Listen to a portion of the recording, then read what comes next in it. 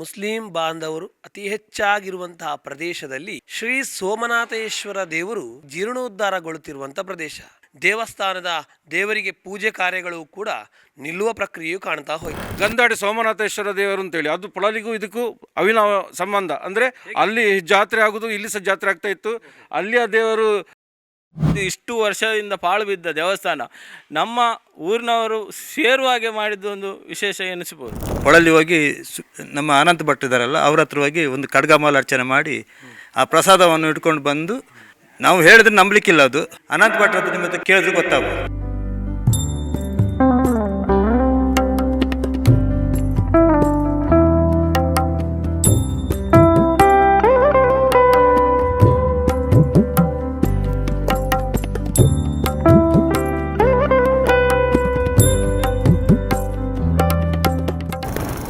ಭಗವದ್ಭಕ್ತರೇ ನಮಸ್ಕಾರ.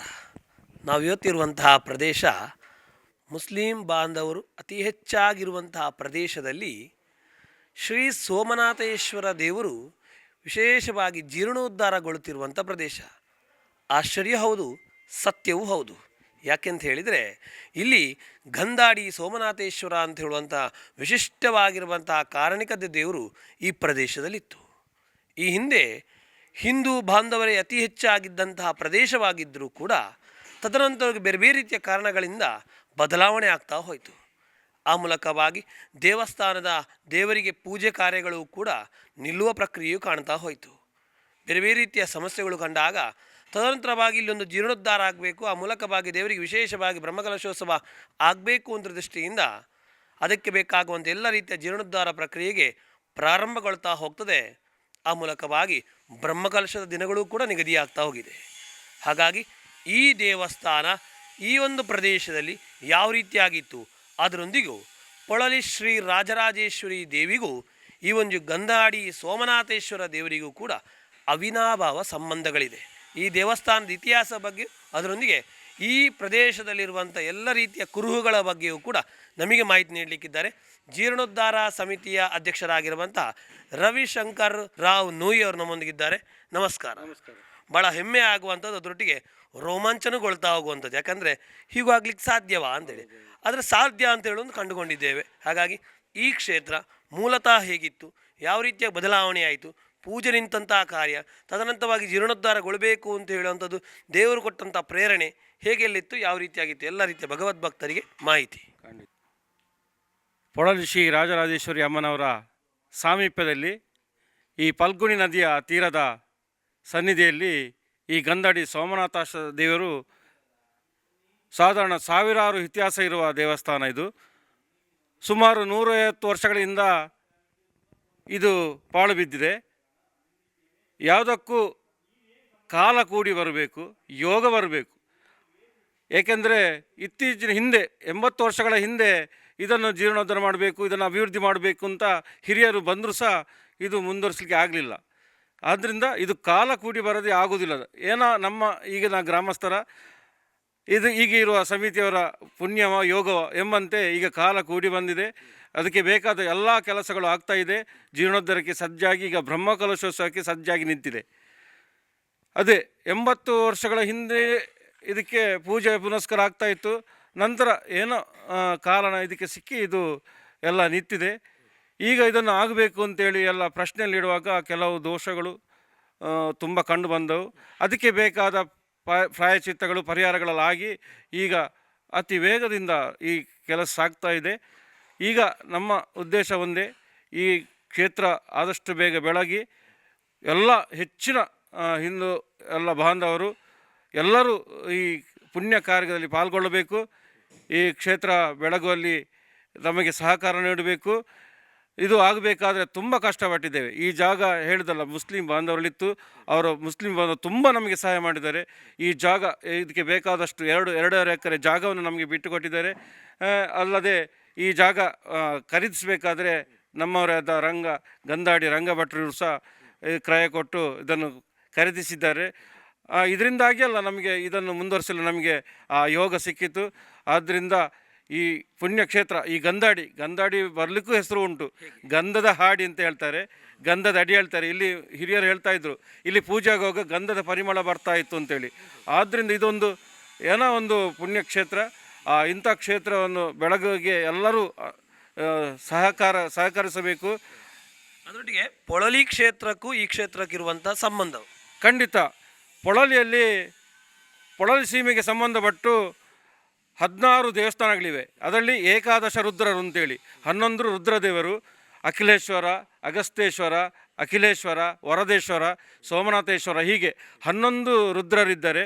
ಅದರಲ್ಲಿ ಪ್ರಧಾನ ಸೋಮನಾಥೇಶ್ವರ ದೇವರು, ಅದು ಗಂಧಾಡಿ ಸೋಮನಾಥೇಶ್ವರ ದೇವರು ಅಂತೇಳಿ. ಅದು ಪೊಳಲಿಗೂ ಇದಕ್ಕೂ ಅವಿನಾವ ಸಂಬಂಧ. ಅಂದರೆ ಅಲ್ಲಿ ಜಾತ್ರೆ ಆಗೋದು, ಇಲ್ಲಿ ಸಹ ಜಾತ್ರೆ ಆಗ್ತಾ ಇತ್ತು. ಅಲ್ಲಿಯ ದೇವರು ಜಾತ್ರೆಯಲ್ಲಾಗಿ ಇಲ್ಲಿ ಬರೋದು ಅಂತ ಪ್ರತೀತಿ ಇತ್ತು. ಇದೆಲ್ಲ ಹಿರಿಯರು ಹೇಳ್ತಾ ಇದ್ದಾರೆ, ಅದು ನಾವು ಕೆಲವುದಲ್ಲಿ ಉಲ್ಲೇಖದಲ್ಲಿ ಕಂಡಿದ್ದೇವೆ. ಆದ್ದರಿಂದ ಪೊಳಲಿಗೂ ಇದಕ್ಕೂ ತುಂಬ ಸಂಬಂಧ ಇರುವುದರಿಂದ ಇದು ಖಂಡಿತ ಒಂದು ಪವಿತ್ರವಾದ, ಪಾವನವಾದ, ತುಂಬ ಇತಿಹಾಸ ಇರುವ ದೇವಾಲಯ ಹೇಳೋದ್ರಲ್ಲಿ ಯಾವುದೇ ಇದಿಲ್ಲ.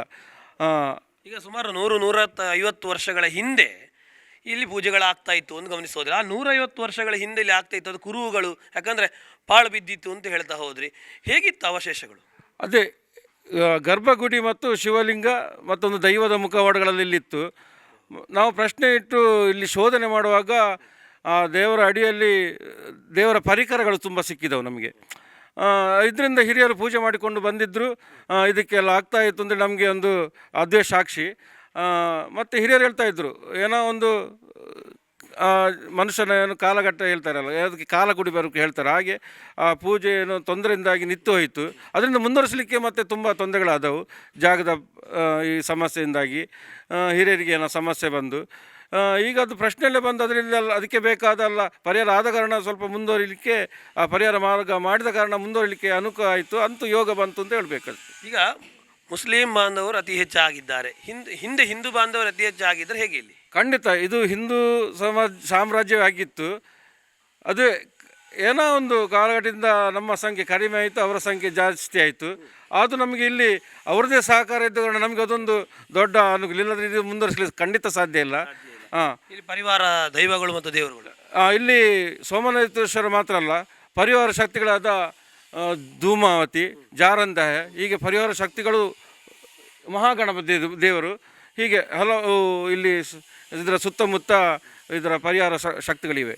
ಅವುಗಳಿಗೂ ಕೂಡ ಜೀರ್ಣೋದ್ಧಾರಗೊಳ್ತಿದೆಯಾ? ಇದರ ನಂತರ ಅದೇ ನಮಗೆ ಇದಕ್ಕೆ ಮುಖ್ಯ ಬೇಕಾದ ಆರ್ಥಿಕ ವ್ಯವಸ್ಥೆ. ಈಗ ಇದಕ್ಕೆ ಜಾಗ ಖರೀದಿಸಲು ಮತ್ತು ಈಗ ಜೀರ್ಣೋದ್ಧಾರಕ್ಕೆ ಸಾಕಷ್ಟು ಹಣ ವ್ಯಯ ಆಗಿದೆ.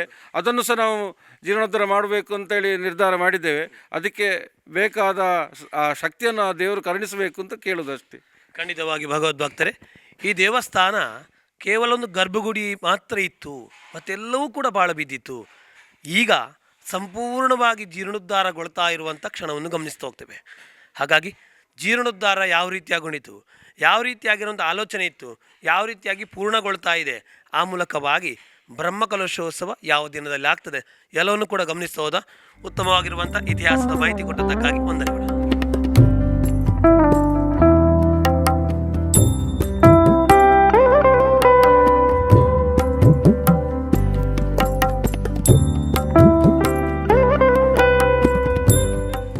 ಭಗವದ್ಭಕ್ತರೇ, ಗಂಧಾಡಿ ಸೋಮನಾಥೇಶ್ವರ ದೇವಸ್ಥಾನ 150 ವರ್ಷಗಳ ಹಿಂದೆ ಪಾಳು ಬಿದ್ದಿತ್ತು. ತದನಂತರವಾಗಿ ಈಗ ಕೆಲವು ವರ್ಷಗಳಿಂದ ಜೀರ್ಣೋದ್ಧಾರ ಮಾಡಬೇಕು ಅಂತ ಹೇಳುವಂತಹ ಆಲೋಚನೆಯನ್ನು ದೇವರು ಪ್ರೇರಣೆಯ ಮೂಲಕವಾಗಿ ನೀಡಿದ್ರು ಅಂತ ಹೇಳುವಂಥದ್ದನ್ನು ಗಮನಿಸ್ತಾ ಹೋದೆವು. ಜೀರ್ಣೋದ್ಧಾರ ಮಾಡಬೇಕು ಅಂತ ಹೇಳಿದ್ದಾಗ 2 ಮುತ್ತುಗಳಾಗಿ ಇಬ್ಬರು ಮುಂದೆ ಬರ್ತಾ ಹೋದರು. ಆ ಮುತ್ತುಗಳು ನಮ್ಮೊಟ್ಟಿಗಿರುವಂಥವ್ರು. ಯಾಕಂತ ಹೇಳಿದರೆ ದೇವಸ್ಥಾನದ ವ್ಯವಸ್ಥಾಪನಾ ಸಮಿತಿಯ ಅಧ್ಯಕ್ಷರಾಗಿರುವಂತಹ ರಂಗನಾಥ್ ಭಟ್ ಗಂಧಾಡಿಯವರು, ಅದರೊಟ್ಟಿಗೆ ಜೀರ್ಣೋದ್ಧಾರ ಸಮಿತಿಯ ಪ್ರಧಾನ ಕಾರ್ಯದರ್ಶಿ, ಬ್ರಹ್ಮಕಲಶೋತ್ಸವ ಸಮಿತಿಯ ಪ್ರಧಾನ ಕಾರ್ಯದರ್ಶಿ, ಅದರೊಂದಿಗೆ ವ್ಯವಸ್ಥಾಪನಾ ಸಮಿತಿಯ ಸದಸ್ಯರಾಗಿರುವಂತಹ ಶ್ರೀಯುತ ಧನಂಜಯ್ ಭಟ್ ಗಂಧಾಡಿಯವರು ನಮ್ಮೊಂದಿಗಿದ್ದಾರೆ. ನಮಸ್ಕಾರ 2 ಮುತ್ತುಗಳಿಗೆ. ಭಾಳ ವಿಶೇಷವಾಗಿರುವಂತಹ ಒಂದು ಕ್ಷಣವನ್ನು ಗಮನಿಸೋದು. ಯಾಕಂದರೆ ರಂಗನಾಥ ಭಟ್ರು ಅವರಾಗಲೇ ಹೇಳ್ತಾ ಹೋದರು, ತಾನು ದುಡಿದಂಥ ಎಲ್ಲವನ್ನು ಹಣವನ್ನು ಕೂಡ ದೇವರ ಒಂದು ದೇವಸ್ಥಾನ ಜೀರ್ಣೋದ್ಧಾರಗೊಳ್ಳಬೇಕು ಅಂಥೇಳಿ ಇಲ್ಲಿರುವಂಥ ಪ್ರದೇಶವನ್ನು ಖರೀದಿ ಮಾಡಲಿಕ್ಕೆ ಭಾಳ ವಿಶೇಷವಾಗಿರುವಂಥ ಮುತುವರ್ಜಿ ವಹಿಸ್ತಾ ಹೋದರು. ಎಲ್ಲ ರೀತಿಯಾಗಿರುವಂತಹ ಕೆಲಸದ ಆಳುಗಳನ್ನು, ಇಲ್ಲಿಗೆ ಬೇಕಾಗುವಂಥ ಜೀರ್ಣೋದ್ಧಾರಕ್ಕೆ ಬೇಕಾಗುವಂಥ ಕೆಲಸದ ಆಳುಗಳನ್ನು ಒಂದು ಒಳ್ಳೆ ರೀತಿಯಾಗಿ ಅವರನ್ನು ಕರೆತರುವ ಮೂಲಕವಾಗಿ ಯಶಸ್ವಿಯಾಗಿ ಜೀರ್ಣೋದ್ಧಾರಗೊಳ್ಳಲಿಕ್ಕೆ ಒಂದು ಮುಂದಾಳತ್ವ ವಹಿಸಿದಂಥ ಮತ್ತೊಬ್ಬರು ವ್ಯಕ್ತಿಯಾಗಿರುವಂತಹ ಧನಂಜಯ ಅವರು ಇಬ್ಬರೂ ಕೂಡ ನಮ್ಮೊಟ್ಟಿಗಿದ್ದಾರೆ. ಭಾಳ ಖುಷಿಯಾಗುವಂಥದ್ದು. ಯಾಕಂತ ಹೇಳಿದರೆ ಪ್ರತಿಯೊಂದು ಕ್ಷಣದಲ್ಲೂ ಕೂಡ ಹಲವಾರು ರೀತಿಯ ದೇವಾಲಯಗಳು ನಶಿಸಿ ಹೋಗಿರುವಂಥದ್ದು ಬೇರೆ ಬೇರೆ ರೀತಿಯ ಕಾರಣಗಳಿಂದ ಇರ್ಬೋದು. ಅದರದನ್ನು ಜೀರ್ಣೋದ್ಧಾರ ಮಾಡಬೇಕು ಅಂತ ಆಲೋಚನೆ ಆಗಲೇ ವಿಶೇಷವಾಗಿ ಅವರು ನಮ್ಮನ್ನು ತಿಳಿಸ್ತಾ ಹೋದರು. ಎಲ್ಲವೂ ಕೂಡ ಕಾಲ ಕೂಡಿ ಬಂದಾಗ ಆಗ್ತದೆ ಅಂಥೇಳಿ, ವಿಶೇಷವಾಗಿ ರವಿಶಂಕರ್ ಅವರ ಮಾತುಗಳು ಸತ್ಯ ಅಂಥೇಳಿ. ಹಾಗಾಗಿ ಇಂತಹ ಸತ್ಯದ ಕ್ಷಣಗಳಲ್ಲಿ ನಿಮ್ಮ ಮೊದಲ ಪಾತ್ರ, ಯಾಕಂದರೆ ಈ ದೇವಸ್ಥಾನ ಅದೇಗೋ ಇತ್ತು, ಯಾವ ರೀತಿಯಾಗಿ ಬದಲಾವಣೆ ಮಾಡಬೇಕಪ್ಪ ಅಂತ ಹೇಳಿದ್ದಾಗ ಮೊದಲ ಆಲೋಚನೆ ಬಂದದ್ದು ಹೇಗೆ, ತದನಂತರವಾಗಿ ಸುಂದರಮಯವಾಗಿ, ಯಾಕಂದರೆ ಊಹೆ ಮಾಡಲಿಕ್ಕೆ ಸಾಧ್ಯ ಆಗೋದಿಲ್ಲ, ಸಂಪೂರ್ಣವಾಗಿ ಶಿಲಾಮಯಗೊಳ್ತಾ ಇರುವಂಥದ್ದು. ಯಾಕಂದರೆ ಕೆಂಪು ಕಲ್ಲಿನಿಂದ ಮಾಡುವಪ್ಪ ಅಂತ ಹೇಳುವಂಥದ್ದು ಇರ್ಬೋದು, ಅಥವಾ ಸಣ್ಣ ಪುಟ್ಟದಾಗಿ ಏನಾದ್ರು ಮಾಡುವ ಅಂತ ಹೇಳಿದರೆ ಇಲ್ಲ, ಸೋಮನಾಥೇಶ್ವರನಿಗೆ ಇದೇ ರೀತಿ ಬೇಕು ಅಂತ ಹೇಳುವ ಮಟ್ಟಿಗೆ ನೀವು ಮಾಡಿದ್ದೀರಿ. ಪ್ರಾರಂಭದ ಹಂತದಿಂದ ಈಗಿನವರೆಗಾದಂಥ ಜೀರ್ಣೋದ್ಧಾರ ಪ್ರಕ್ರಿಯೆ ಬಗ್ಗೆ ಭಗವದ್ಭಕ್ತರಿಗೆ ಮಾಹಿತಿ. ಸೋಮನಾಥನನ್ನು ಸ್ಮರಿಸುತ್ತಾ ಹಾಗೂ ಮುಖ್ಯ ಪ್ರಾಣವನ್ನು ಸ್ಮರಿಸುತ್ತಾ ನಮಗೆ ಇದಕ್ಕೆ ಒಂದು ಪ್ರೇರಣೆ ಹೇಳಿದರೆ ಮುಖ್ಯ ಪ್ರಾಣ ಬ್ರಹ್ಮಕಲಶೋತ್ಸವ. ಅಲ್ಲಿಂದ ನಮಗೆ ಒಂದು ಪ್ರೇರಣೆ, ಇಲ್ಲಿ ಸೋಮನಾಥನನ್ನು ಹೇಗೆ ಮಾಡುವುದು, ಹೇಗೆ ನಾವು ಜೀರ್ಣೋದ್ಧಾರ ಮಾಡುವುದು ಅಂತೇಳಿ. ಹಾಗೆ ಊರವರನ್ನೆಲ್ಲ ಕರೆದು ಒಂದು ಸಭೆ ಕರೆದು ಅಲ್ಲಿ ಜೀರ್ಣೋದ್ಧಾರದ್ದೊಂದು ಸಮಿತಿ ರಚಿಸಿ ಅದರ ನಂತರ ಮುಂದುವರಿಸಿಕೊಂಡು ಹೋದೆವು. ಆಗ ಜೀರ್ಣೋದ್ಧಾರದಲ್ಲಿ ಒಂದು ಪ್ರಶ್ನೆ ಇಡಲಿಕ್ಕೆ, ಅಷ್ಟಮಂಗಳ ಪ್ರಶ್ನೆ ಇಡಲಿಕ್ಕೆ, ಅದಕ್ಕೆ ನಾವು ಇವರು ಶರ್ಮರು ಬೇಳ ಪದ್ಮನಾಭ ಶರ್ಮರನ್ನು ಇಲ್ಲಿ ಪ್ರಶ್ನೆ ಇಟ್ಟು ಅವರು ಕೆಲವೆಲ್ಲ ವಿಚಾರಗಳನ್ನೆಲ್ಲ ಹೇಳಿದರು. ಅದನ್ನೆಲ್ಲ ನಾವು ತಂತ್ರಿಗಳನ್ನೆಲ್ಲ ಕರೆಸಿ ತಂತ್ರಿಗಳ ಮುಖಾಂತರ ಅದನ್ನೆಲ್ಲ ನಾವು ಕೆಲವು ಕರ್ಮಾಂಗಗಳನ್ನೆಲ್ಲ ನಾವು ಮಾಡಿದೆವು. ಮಾಡಿದ ನಂತರ ಶಿಲಾನ್ಯಾಸ ನಡೆಸಿದೆವು. ಶಿಲಾನ್ಯಾಸದ ನಂತರ ಈಗ ಭಕ್ತಾದಿಗಳ ಎಲ್ಲರನ್ನು ಕೊಡುಗೆಯಿಂದ ಶ್ರಮದಾನದಿಂದ ಎಲ್ಲ ಇಲ್ಲಿ ತನಕ ಜೀರ್ಣೋದ್ಧಾರಗೊಂಡಿದೆ. ಇನ್ನೂ ಜನರು ನಮಗೆ ಆದಷ್ಟು ಸಹಕರಿಸಬೇಕು. ಯಾಕೆಂದರೆ ಇನ್ನೂ ಕೆಲಸಗಳು ಜಾಸ್ತಿ ಇದೆ, ಹಣ ಜಾಸ್ತಿ. ಈಗ ಪ್ರತಿಯೊಂದಕ್ಕೂ ಹಣ ಇಲ್ಲದಿದ್ದರೆ ಕೆಲಸ ಮಾಡಲಿಕ್ಕೆ ಆಗೋದಿಲ್ಲ. ಈಗ ನಾವು ಕೆಂಪು ಕಲ್ಲಲ್ಲಿ ಆಗಬೇಕಿಂತ ಇದ್ದದ್ದನ್ನು ಕಪ್ಪು ಕಲ್ಲಲ್ಲಿ ಮಾಡಿದೆ. ಕಪ್ಪು ಕಲ್ಲು ಹೇಗೆ ಹೇಳಿದರೆ ಕೆಂಪು ಕಲ್ಲು ಕಪ್ಪು ಕಲ್ಲು, ಆವಾಗ ಒಂದು ಸ್ಟ್ರೈಕ್ ಆಯಿತು, ಕೆಂಪು ಕಲ್ಲು ಇಲ್ಲ ಅಂತಾಯಿತು. ಅದಕ್ಕೆ ನಾವು ಕಪ್ಪು ಕಲ್ಲಲ್ಲಿ ವ್ಯವಸ್ಥೆಯನ್ನು ದೇವಸ್ಥಾನವನ್ನು ಮಾಡುವ ಅಂಥೇಳಿ ಕಮಿಟಿಯವರೆಲ್ಲ ನಿರ್ಧರಿಸಿ ಕಪ್ಪು ಕಲ್ಲಲ್ಲಿ ನಾವು ಈ ದೇವಸ್ಥಾನವನ್ನು ಮುಂದುವರಿಸಿ, ಅದು ದೇವರ ಪ್ರೇರಣೆ ಆಗಿರ್ಬೋದು, ಇಲ್ಲದಿದ್ದರೆ ನಮಗೆ ಇದೆಲ್ಲ ಸಾಧ್ಯ ಆಗಲಿಕ್ಕಿರಲಿಲ್ಲ. ಹಾಗೆ ಮುಂದುವರಿಸ್ತಾ ಆಗ್ತಾ ಉಂಟು, ಜೀರ್ಣೋದ್ಧಾರ ಆಗ್ತಾ ಉಂಟು. ಬ್ರಹ್ಮಕಲಶಕ್ಕೆ ದಿನವಾಗಿದೆ. ಈ 26 ಹೊರೆಕಾಣಿಕೆ ಆಗಿ 27ರಿಂದ ಕಾರ್ಯಕ್ರಮಗಳೆಲ್ಲ ಶುರು ಆಗ್ತದೆ ಬ್ರಹ್ಮಕಲಶೋತ್ಸವದ್ದು. ಹಾಗೆ ಮೇ 3ಕ್ಕೆ ನೇಮೋತ್ಸವ, 2ಕ್ಕೆ ಬ್ರಹ್ಮಕಲಶೋತ್ಸವ. ಹೀಗೆ ಎಲ್ಲ ಕೆಲವು ಕಾರ್ಯಕ್ರಮಗಳು ನಡೆಯಲಿಕ್ಕಿದೆ, ಸಾಂಸ್ಕೃತಿಕ ಕಾರ್ಯಕ್ರಮಗಳು. ಹಾಗೆ ಬಟ್ ಅವರೇ ಇಲ್ಲಿ ವಿಶೇಷವಾಗಿ ಗಮನಿಸಬೇಕು, ಜೀರ್ಣೋದ್ಧಾರ ಅಂತ ಹೇಳಿದ ಕೂಡಲೇ ಯಾವುದೆಲ್ಲ ಈ ಕ್ಷೇತ್ರದಲ್ಲಿ ಜೀರ್ಣೋದ್ಧಾರಗೊಂಡಿತ್ತು, ಯಾವೆಲ್ಲ ವಿಶೇಷವಾಗಿ ಗಮನಿಸಿದರೆ ಗರ್ಭಗುಡಿ ಅಂತ ಹೇಳಿದ್ದು ಯಾವುದೆಲ್ಲ ಜೀರ್ಣೋದ್ಧಾರ? ಗರ್ಭಗುಡಿ ಆಗಿದೆ. ಇನ್ನೊಂದು ಧೂಮಾವತಿ ಆಗಲಿಕ್ಕೆ ಉಂಟು. ಮತ್ತು ಇನ್ನೊಂದು ಜಾರಂದಯದ್ದು, ಅದು ಸ್ವಲ್ಪ ಕಷ್ಟ ಉಂಟು. ಯಾಕಂದರೆ ಸ್ವಲ್ಪ ಹಣದ ಬಲ ಬೇಕು. ಹೇಳಿದ್ರೆ ಅಲ್ಲಿ ಆ ಜಾಗ ಖರೀದಿಗೆ ಸಾಧಾರಣ ಒಂದು 27 ಲಕ್ಷ ತನಕ ಬೇಕು. ಅದರ ನಂತರ ಅದರ ಬೇರೆ ಕೈಯಲ್ಲಿದೆ, ನಮ್ಮ ಮುಸ್ಲಿಂ ಬಾಂಧವರ ಕೈಯಲ್ಲಿದೆ. ಹಾಗಾಗಿ ಅದನ್ನು ನಾವು ಖರೀದಿಸಬೇಕು ಅಂತಾದರೆ 27 ಲಕ್ಷದ ಮೇಲೆ ಬೇಕು. ಹಾಗೆ ಅದರ ನಂತರ ಗಣಪತಿ ಗುಡಿ, ಈ ತೀರ್ಥ ಮಂಟಪ, ಸುತ್ತುಪೌಳಿ ಎಲ್ಲ ಬರದಿಂದ ಸಾಕ್ತಾ ಉಂಟು. ಈಗ ಒಮ್ಮೆ ದಾನಿಗಳನ್ನು ನೆನಪು ಮಾಡೋದು ಆದರೆ ಯಾವ ರೀತಿಯಾಗಿ? ಹೆಚ್ಚಿನ ದಾನಿಗಳು ಹಣವನ್ನು ಕೊಟ್ಟಿದ್ದಾರೆ. ಆದರೂ ಇನ್ನೂ ಈ ಹಣ ಎಷ್ಟು ಕೊಟ್ಟರು ನಮಗೆ ಸಾಕಾಗೋದಿಲ್ಲ. ಯಾಕೆಂದರೆ ಇದು 1,90,00,000 ಹೇಳಿದರೆ ಇಲ್ಲಿ ಅಡ್ಡೂರಿನಲ್ಲಿ ಹೇಳಿದರೆ ಇದೊಂದು ಒಳ ಪ್ರದೇಶ. ಹಾಗಾಗಿ ಇಲ್ಲಿ ಹಿಂದೂ ಬಾಂಧವರು ಸ್ವಲ್ಪ ಕಡಿಮೆ.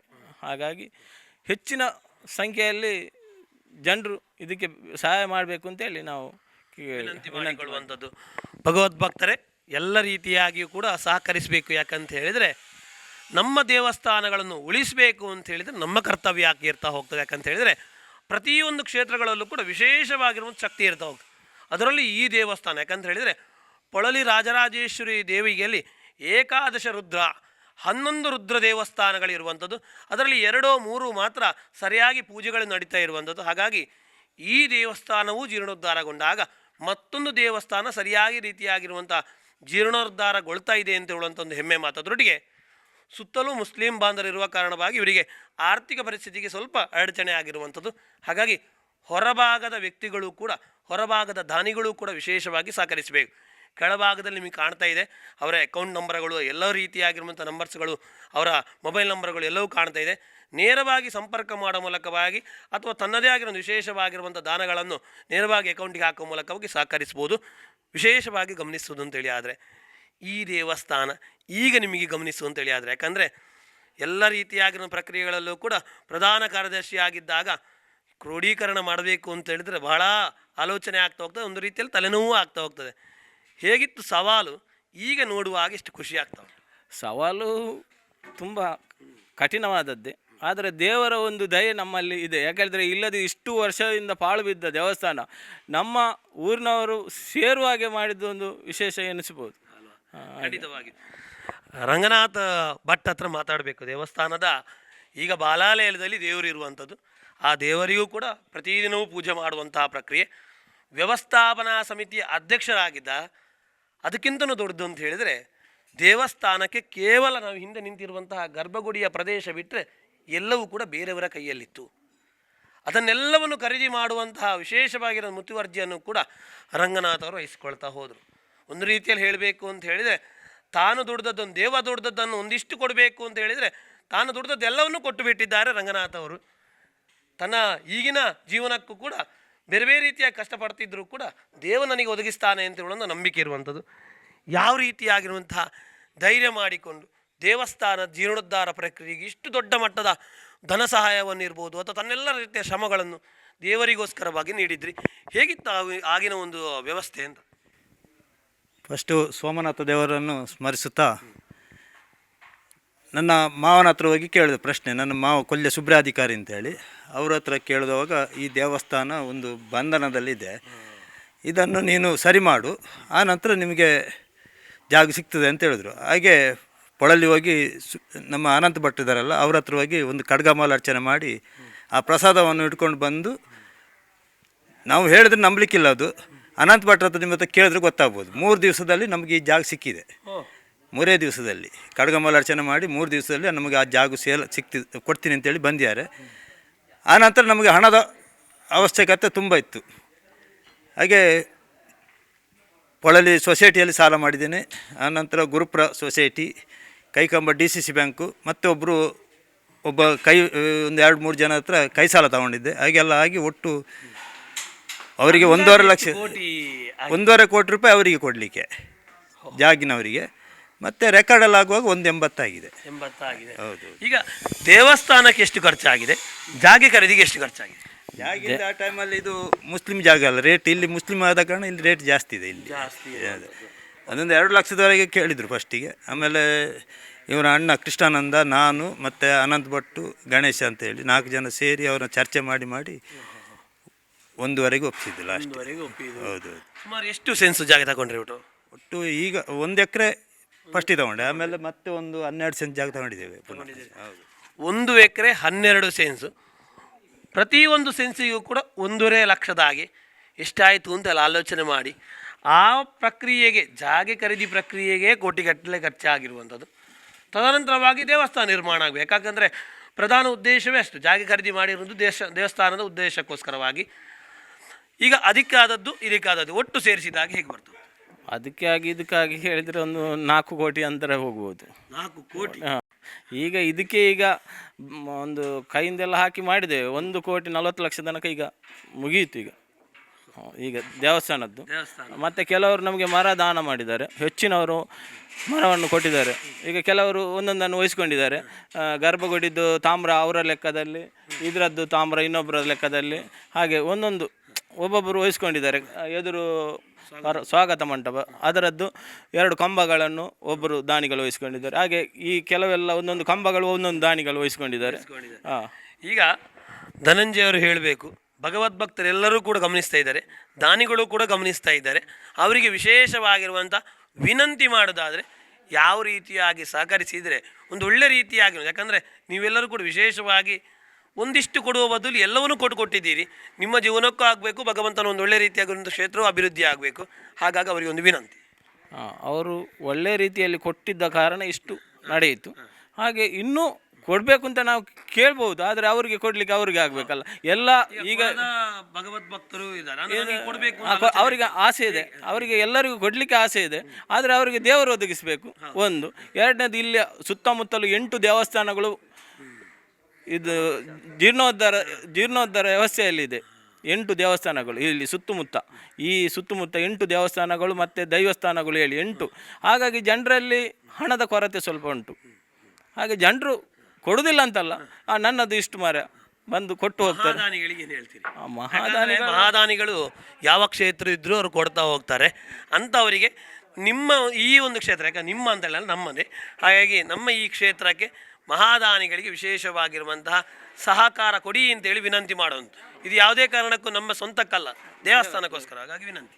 ಎಲ್ಲರೂ ಮಹಾದಾನಿಗಳು ಆದಷ್ಟು ಬೇಗ ಕೊಟ್ಟರೆ ಒಳ್ಳೆಯದಿತ್ತು ಅಂತೇಳಿ ಕೇಳ್ಬೋದು. ಯಾಕೆ ಹೇಳಿದರೆ ಇದು ಈಗ ಇನ್ನು ಹಣದ ಹರಿವೇ ಬೇಕು. ಈಗ ಇನ್ನೆಲ್ಲ ಬ್ರಹ್ಮಕಲಶದ್ದು ಇದಕ್ಕೆ ಮುಂದುವರಿಸಲಿಕ್ಕೆ ಅದಕ್ಕೆ ಇದಕ್ಕೆ ಅಂತೇಳಿ ಎಲ್ಲಿಗೆ ಹಣ ಹೋಗ್ತದೆ, ಎಲ್ಲಿ ಬರ್ತದೆ, ಎಲ್ಲಿ ಹೋಗ್ತದೆ ಅಂತ ಗೊತ್ತಾಗೋದಿಲ್ಲ.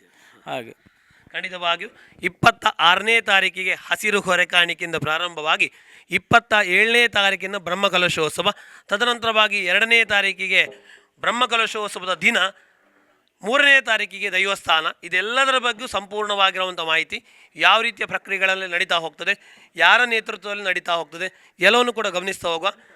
ಭಾಳ ಖುಷಿಯಾಗುವಂಥದ್ದಾದರೂ ಕೂಡ ಒಳಗಿಂದ ಭಯವೂ ಕೂಡ ಆಗುವಂಥ, ಯಾಕಂತ ಹೇಳಿದರೆ ಎಂತಹ ಒಂದು ಶಕ್ತಿ ಮೀರಿ ನೀವು ಒಂದು ದೇವಸ್ಥಾನದ ಪ್ರಯತ್ನ ಮಾಡಿದ್ದೀರಿ ಅಂತೇಳಿ. ಹಾಗಾಗಿ ಮತ್ತೊಮ್ಮೆ ನಾವು ಕೂಡ ನಾವು ಮಾಧ್ಯಮದ ಮೂಲಕವಾಗಿ ಕಳಕಳಿಯ ವಿನಂತಿ ಮಾಡುವಂಥದ್ದು, ಸಹಕರಿಸಬೇಕು, ದೇವಸ್ಥಾನದ ಅಭಿವೃದ್ಧಿ ಮಾಡಬೇಕು. ಆ ಮೂಲಕವಾಗಿ ನಮ್ಮ ಸನಾತನ ಸಂಸ್ಕೃತಿಯ ದೇವಸ್ಥಾನವನ್ನು ಉಳಿಸಿದ್ದೇವೆ ಅಂತ ಹೇಳುವಂಥ ಹೆಮ್ಮೆ ಮಾತುಗಳನ್ನು ನಾವೆಲ್ಲರೂ ಕೂಡ ಉಳಿಸಿಕೊಳ್ಳೋಣ. ನಿಮ್ಮೆಲ್ಲರ ಪರವಾಗಿ ಇಂತಹ ಅಭೂತಪೂರ್ವವಾಗಿರುವಂತಹ ಸೇವೆ ಮಾಡಿದ್ದಕ್ಕಾಗಿ ಇವರೆಲ್ಲರಿಗೂ ಕೂಡ ವಂದನೆಗಳು.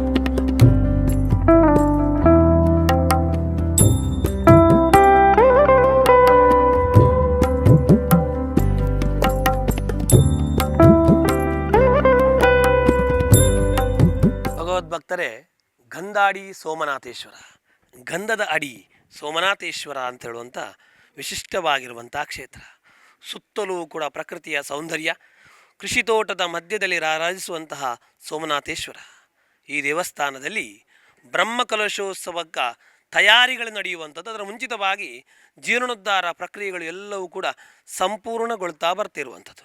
ಹಾಗಾಗಿ ಏಪ್ರಿಲ್ 26ರಿಂದ ಪ್ರಾರಂಭವಾಗಿ ಮೇ 3ರ ತನಕದವರೆಗೆ ಸಂಭ್ರಮ ಸಡಗರದ ಬ್ರಹ್ಮಕಲಶೋತ್ಸವ ನಡೀಲಿಕ್ಕಿರುವಂಥದ್ದು. ಹಾಗಾಗಿ ಇದರ ಬಗ್ಗೆ ಸಂಪೂರ್ಣವಾಗಿರುವಂತಹ ಮಾಹಿತಿಯನ್ನು ನೀಡಲಿಕ್ಕಿದ್ದಾರೆ ಜೀರ್ಣೋದ್ಧಾರ ಸಮಿತಿಯ ಜೊತೆ ಕಾರ್ಯದರ್ಶಿ, ಬ್ರಹ್ಮಕಲಶೋತ್ಸವ ಸಮಿತಿಯ ಸದಸ್ಯರಾಗಿರುವಂತಹ ಶ್ರೀಯುತ ಸುಬ್ರಾಯ ಕಾರಂತ ಪೊಳಲಿಯವರು ನಮ್ಮೊಂದಿಗಿದ್ದಾರೆ. ನಮಸ್ಕಾರ. ವಿಶೇಷವಾಗಿ ಸುಬ್ರಾಯ ಕಾರಂತರು ಮಕ್ಕಳಿಗೆ ಪಾಠ ಹೇಳುವ ಮೂಲಕವಾಗಿ ಪೊಳಲಿಯ ಅನುದಾನಿತ ಶಾಲೆಯಲ್ಲಿ ಮುಖ್ಯೋಪಾಧ್ಯಾಯರಾಗಿ ಕಾರ್ಯನಿರ್ವಹಿಸುವ ಮೂಲಕವಾಗಿ ಈಗ ನಿವೃತ್ತಿಗೊಂಡಿದ್ದರೂ ಕೂಡ ಪ್ರತಿಯೊಂದು ಕ್ಷಣದಲ್ಲೂ ಕೂಡ ಮಾರ್ಗದರ್ಶನ ಅಗತ್ಯವಾಗಿ ಬೇಕಾಗ್ತದೆ. ಯಾಕಂದರೆ ಪೊಳಲಿಯ ದೇವಸ್ಥಾನದಲ್ಲೂ ಕೂಡ ಬೇರೆ ಬೇರೆ ರೀತಿಯಾಗಿರುವಂಥ ಮಾರ್ಗದರ್ಶನ ಮೂಲಕವಾಗಿ ಬ್ರಹ್ಮಕಲಶೋತ್ಸವ ಸಂದರ್ಭದಲ್ಲಿ ವಿಶೇಷವಾಗಿರೋ ಪಾತ್ರ ವಹಿಸಿರುವಂಥದ್ದು. ಅದರೊಟ್ಟಿಗೆ ವಿಶೇಷ ಮುಖ್ಯ ಪ್ರಾಣ ದೇವಸ್ಥಾನದಲ್ಲೂ ಕೂಡ ತನ್ನದೇ ಆಗಿರುವಂಥ ಮಾರ್ಗದರ್ಶನ ಇರ್ಬೋದು. ಈ ದೇವಸ್ಥಾನದಲ್ಲೂ ಮಾರ್ಗದರ್ಶನ. ನಮಸ್ಕಾರ. ಕ್ಷೇತ್ರದಲ್ಲಿ ಬ್ರಹ್ಮಕಲಶೋತ್ಸವದ ಉಜ್ಜಯ ಅಂತೇಳಿ, ಉಜ್ಜಯ ಆಗಬೇಕು, ಸಂಭ್ರಮ ಆಗಬೇಕು ಅಂತ ಹೇಳಿದರೆ ಖಂಡಿತವಾಗಿಯೂ ಅದಕ್ಕೆ ಬೇಕಾಗುವಂಥ ಸಮಿತಿಗಳು ಕೂಡ ಎಲ್ಲ ರೀತಿಯಾಗಿ ಗಟ್ಟಿಮುಟ್ಟಾಗಿರಬೇಕಾಗ್ತದೆ. ಸಮಿತಿಯ ನಿರ್ಮಾಣ, ತದನಂತರವಾಗಿ ವಿಶೇಷವಾಗಿ ಹಸಿರು ಕೊರೆ ಕಾಣಿಕೆ ಬೇಕಾಗಿರುವಂಥ ವ್ಯವಸ್ಥೆಗಳು, ಯಾಕಂದರೆ ಎಲ್ಲರ ಮನೆ ಮಗಲಿಗೂ ಕೂಡ ಆಮಂತ್ರಣ ಪತ್ರಿಕೆ ದೊರಕುವ ಮೂಲಕವಾಗಿ ಅವರಿಗೆ ಮಾಹಿತಿ ಕೊಡಬೇಕು. ಪ್ರಥಮವಾಗಿರುವಂತಹ ಮಾಹಿತಿಯನ್ನು ಅಥವಾ ಪ್ರಥಮವಾಗಿರುವಂತಹ ಅವರು ಎಲ್ಲ ರೀತಿಯ ಸಂದೇಶವನ್ನು ಯಾವ ರೀತಿಯಾಗಿ ನೀಡ್ತಾ ಹೋದ್ರಿ, ಯಾವ ರೀತಿಯ ಬ್ರಹ್ಮಕಲಶೋತ್ಸವಕ್ಕಾಗಿ ತಯಾರಿಗಳನ್ನು ಮಾಡ್ತಾ ಹೋಗಿದ್ದೀರಿ? ಏಪ್ರಿಲ್ 26ರಿಂದ ಮೇ ತಿಂಗಳ 3ರ ತನಕ ಸೋಮನಾಥೇಶ್ವರ ದೇವಸ್ಥಾನ ಅಡ್ಡೂರು ಇಲ್ಲಿಯ ಬ್ರಹ್ಮಕಲಶೋತ್ಸವದ ಸಿದ್ಧತೆಗಾಗಿ ನಾವು ಎಲ್ಲ ಸಮಿತಿಗಳನ್ನು ರಚನೆ ಮಾಡಿ, ಸಮಿತಿಗಳಲ್ಲಿ ಸಂಚಾಲಕರು ಹಾಗೂ ಅವರ ತಂಡವನ್ನು ನಾವೆಲ್ಲ ಈಗಾಗಲೇ ಸಿದ್ಧತೆಗೊಳಿಸಿದ್ದೇವೆ. ಅದಕ್ಕಾಗಿ ಇಲ್ಲಿ ಸ್ಥಳೀಯ ಗ್ರಾಮಗಳಿಗೆಲ್ಲ ಕಾಗದವನ್ನು ಹಂಚುವರೆ ಅಲ್ಲಿ ಸಮಿತಿಯನ್ನು ಮಾಡಿ ಬ್ರಹ್ಮಕಲಶೋತ್ಸವದ ಆಮಂತ್ರಣ ಪತ್ರಿಕೆಯನ್ನು ಹಂಚುವ ವ್ಯವಸ್ಥೆಯನ್ನು ಮಾಡಿದ್ದೇವೆ. ಏಪ್ರಿಲ್ 26ಕ್ಕೆ ಪಿರ್ಮಂಕಿ, ಗುರುಪುರ, ಅಡ್ಡೂರು, ಮಳಲಿ, ಕರಿಯಂಗಳ, ಅಮುಂಜೆ ಗ್ರಾಮಗಳಿಂದ ಹಾಗೆ ಬಡಗಬೆಳ್ಳೂರನ್ನು ಸೇರಿಸಿಕೊಂಡು ಎಲ್ಲ ಗ್ರಾಮಗಳಲ್ಲಿ ಕೂಡ ನಾವು ತಂಡಗಳನ್ನು ಕಳಿಸಿ ಅಲ್ಲಿಂದ ಹೊರೆ ಕಾಣಿಕೆಯ ಒಂದು ವ್ಯವಸ್ಥೆಯನ್ನು ಅಡ್ಡೂರಿನಲ್ಲಿ ಒಟ್ಟಾಗ್ತಾರೆ. ಪೊಳಲಿಯ ಆಚೆ ಬದಿಯಿಂದ ಬರುವವರು ಪೊಳಲಿಯಲ್ಲಿ ಒಟ್ಟಾಗಿ 26ರ ಸಂಜೆ ಇಲ್ಲಿಗೆ ಹಸಿರು ಹೊರೆ ಕಾಣಿಕೆಯನ್ನು ತರುವ ವ್ಯವಸ್ಥೆಯನ್ನು ಈಗಾಗಲೇ ಅದಕ್ಕೆ ಬೇಕಾದ ರೂಪುರೇಷೆಯನ್ನೆಲ್ಲ ತಯಾರಿಸಿದ್ದೇವೆ. ಎಷ್ಟು ಗಂಟೆಗೆ? ಸಾಮಾನ್ಯ ಸಂಜೆ 4ರಿಂದ 4:15 ಗಂಟೆ ಅಂತ ಹೇಳಿದ್ದೇವೆ. 5 ಗಂಟೆಗೆ ಇಲ್ಲಿ ತಲುಪಬೇಕು ಎಂಬ ನಮ್ಮ ನಿರೀಕ್ಷೆ ಇದೆ. ಹಾಗೆ ಮರುದಿವಸದಿಂದ ಧಾರ್ಮಿಕ ಕಾರ್ಯಕ್ರಮಗಳು ಎಲ್ಲ ನಡೆಯುತ್ತದೆ. ಹಾಗೆ ಬೆಳಿಗ್ಗೆಯಿಂದ ಮಧ್ಯಾಹ್ನದವರೆಗೆ ಧಾರ್ಮಿಕ ಕಾರ್ಯಕ್ರಮಗಳೊಂದಿಗೆ ಭಜನಾ ಕಾರ್ಯಕ್ರಮಗಳು, ಸಂಜೆ ಸಭಾ ಕಾರ್ಯಕ್ರಮಗಳು ನಡೀಲಿಕ್ಕಿದೆ. ರಾತ್ರಿಗೆ ವಿವಿಧ ನೃತ್ಯಾವಳಿ ಕಾರ್ಯಕ್ರಮಗಳು ಕೂಡ ಸುಮಾರು ರಾತ್ರಿ 10:30ವರೆಗೆ ಇಲ್ಲಿ ಪ್ರತಿ ದಿವಸ ನಡೀಲಿಕ್ಕಿದೆ. ಹಾಗೆ 29ನೇ ತಾರೀಕಿನ ದಿವಸ ಪ್ರತಿಷ್ಠಾ ಕಾರ್ಯಕ್ರಮ 10:47ಕ್ಕೆ ಬೆಳಿಗ್ಗೆ ನಡೀಲಿಕ್ಕಿದೆ. ಅದೇ ರೀತಿಯಲ್ಲಿ 2 ತಾರೀಕಿನ ದಿವಸ ಬ್ರಹ್ಮಕಲಶೋತ್ಸವ ಬೆಳಿಗ್ಗೆ 8:40ಕ್ಕೆ ಸರಿಯಾಗಿ ಬ್ರಹ್ಮಕಲಶ ನಡೀಲಿಕ್ಕಿದೆ. ಹಾಗೆ ಪ್ರತಿ ದಿವಸ ಇಲ್ಲಿ ಬಂದ ಭಕ್ತಾಭಿಮಾನಿಗಳಿಗೆ ಊಟ ಉಪಹಾರಗಳ ವ್ಯವಸ್ಥೆಯನ್ನು ಕೂಡ ನಾವು ಅಣಿಗೊಳಿಸಿದ್ದೇವೆ.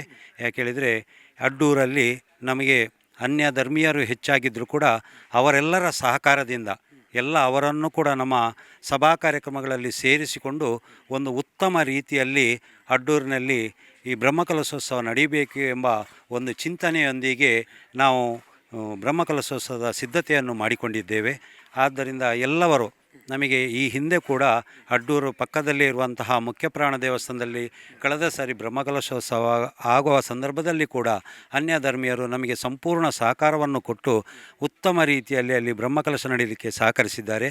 ಅದೇ ರೀತಿಯಲ್ಲಿ ಇಲ್ಲಿ ಅಡ್ಡೂರು ಗಂಧಾಡಿ ಸೋಮನಾಥೇಶ್ವರ ದೇವಸ್ಥಾನದಲ್ಲಿ ಕೂಡ ಎಲ್ಲ ನಮ್ಮ ಹಿಂದೂಗಳು ಎಲ್ಲ ಧರ್ಮೀಯರನ್ನು ಸೇರಿಸಿಕೊಂಡು ಒಂದು ಉತ್ತಮ ರೀತಿಯ ಬ್ರಹ್ಮಕಲಶೋತ್ಸವ ನೆರವೇರಿಸಬೇಕು ಎಂಬ ಒಂದು ಚಿಂತನೆಯೊಂದಿಗೆ ನಾವು ಈ ಕಾರ್ಯಕ್ರಮವನ್ನು ಹಮ್ಮಿಕೊಂಡಿದ್ದೇವೆ. ಈಗ ವಿಶೇಷವಾಗಿ ಬ್ರಹ್ಮಕಲಶೋತ್ಸವ ಆಗಬೇಕು ಅಂತ ಹೇಳಿದರೆ ತಂತ್ರಿವರಿಯರು ಯಾರು?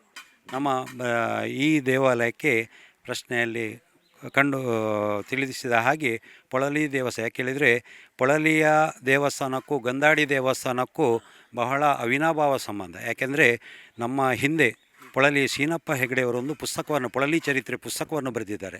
ಅದರಲ್ಲಿ ಪೊಳಲಿಯ ಆಶ್ರಿತ ದೇವಸ್ಥಾನದಲ್ಲಿ ಗಂಧಾಡಿ ಸೋಮನಾಥೇಶ್ವರ ದೇವಾಲಯ ಒಂದು.